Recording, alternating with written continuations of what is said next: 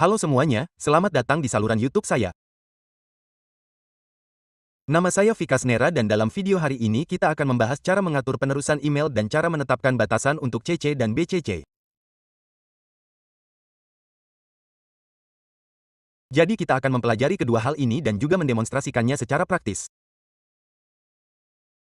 Mari saya buka panel admin server Exchange untuk menunjukkan semua fitur ini. Setelah masuk ke sini, lihat, saya telah membuat pengguna baru untuk mendemonstrasikan ini. Jadi hal pertama adalah bagaimana Anda dapat mengatur penerusan email dan apa tujuannya?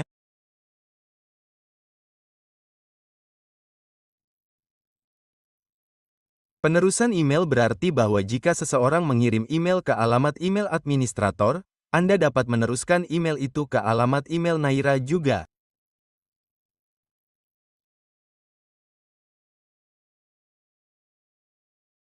Atau Anda dapat mengonfigurasinya sehingga satu salinan email masuk ke kotak masuk saya dan salinan lainnya masuk ke alamat email itu.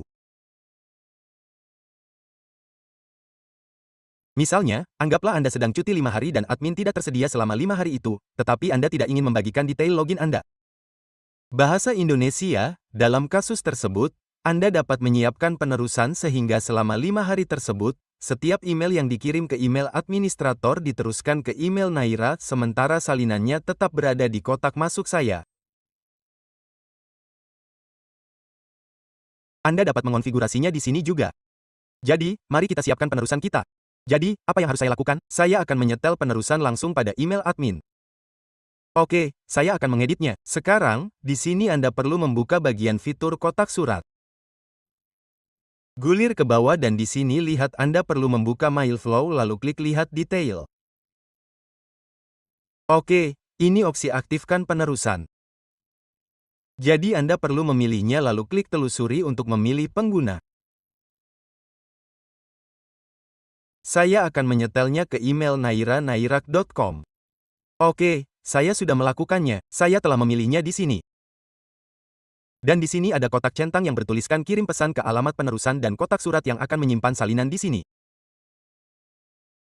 Jadi itu akan menyimpan satu salinan di kotak masuk administrator dan mengirim salinan lain ke alamat Naira. Bahasa Indonesia, jika Anda tidak mencentang kotak ini, email hanya akan masuk ke alamat Naira.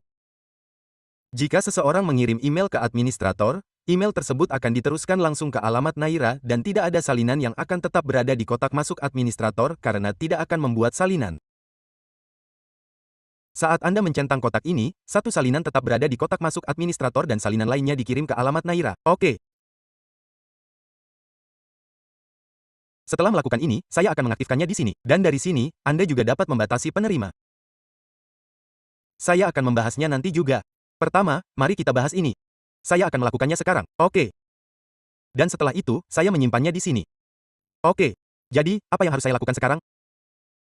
Ini adalah email Vikasa. Dari sini, saya akan mengirim email ke admin. Oke. Jadi, saya akan menyalin alamat email ini. Dan saya memiliki email Vikasa yang terbuka di sini. Lihat yang ini. Oke, email Vikasa terbuka di sini. Dan di sini saya memiliki email Naira yang terbuka. Dan di dalam ini, email admin terbuka di sini. Jadi apa yang harus saya lakukan sekarang? Saya akan pergi ke email Vikasa di sini. Dan apa yang harus saya lakukan dari email Vikasa? Saya akan mengirim email ke admin untuk pengujian. Oke, sekarang yang akan terjadi adalah email ini akan masuk ke kedua alamat. Satu akan tiba di kotak masuk administrator di sini. Saya akan membuka kotak masuknya di sini dan satu email juga akan tiba di kotak masuk Naira di sini karena saya telah menyiapkan penerusan. Oke, jadi saya akan mengirimkannya sekarang. Saya mengirimkannya ke administrator. Oke. Saya telah mengirimkannya di sini. Oke. Oke. Jadi satu email telah tiba di sini. Lihat ini di sini. Dikatakan untuk pengujian dan juga menunjukkan bahwa itu dikirim ke administrator, bukan? Lihat, itu tercantum di bawah 2 juga. Dan email telah tiba di sini juga karena saya telah mengaturnya di penerusan di sini. Itulah sebabnya itu datang. Jadi, saya akan mengeditnya sekarang.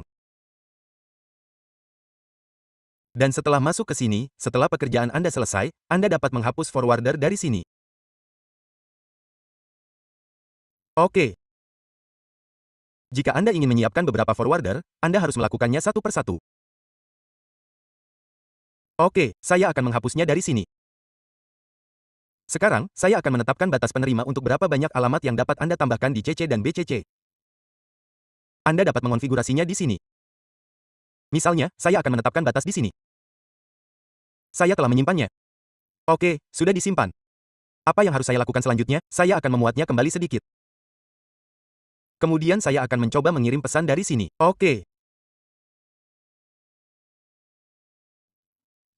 Jadi saya akan menambahkan biaya ke dalamnya dan melakukan hal yang sama di CC dan saya akan menambahkan satu lagi.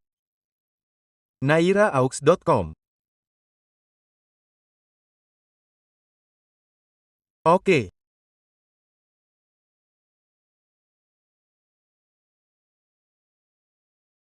Atau saya akan menambahkan satu lagi seperti ini.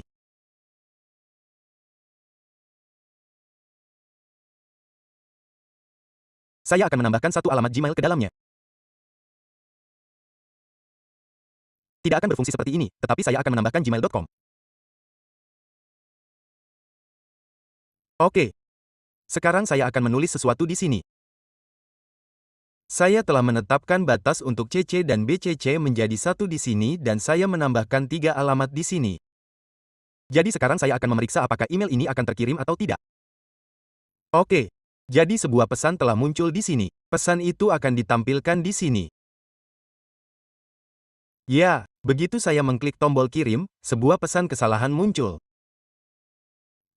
Pesan Anda tidak dapat terkirim ke siapapun karena penerimanya terlalu banyak. Batasnya ditetapkan menjadi 1, tetapi pesan Anda menyertakan 3 penerima.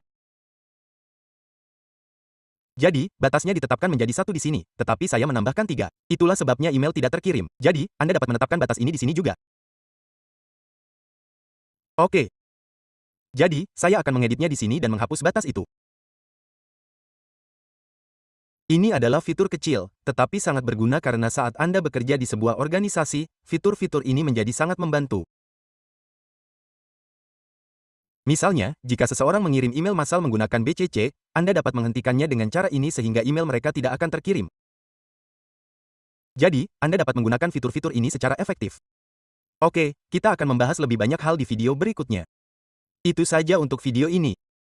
Jika Anda belum berlangganan saluran YouTube saya, silakan berlangganan. Dan terima kasih telah menonton.